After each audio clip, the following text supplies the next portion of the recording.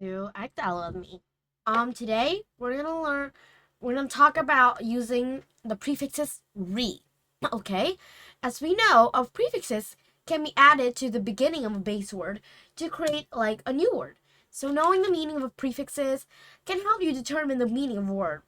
And in today, we're gonna talk about the prefixes re, which means again, and we're gonna do a lot of exercise about it. First, we're gonna understand what that is first. Now the prefixes re mean again. So this helps us determine that a backpack with the straps that are too tight might need to be readjust. Readjust mean adjust again. So yeah, that's just thing. So it's kind of like an example for this question. So let's do. Who might be retracing a step? Okay, we know that the prefixes re mean again.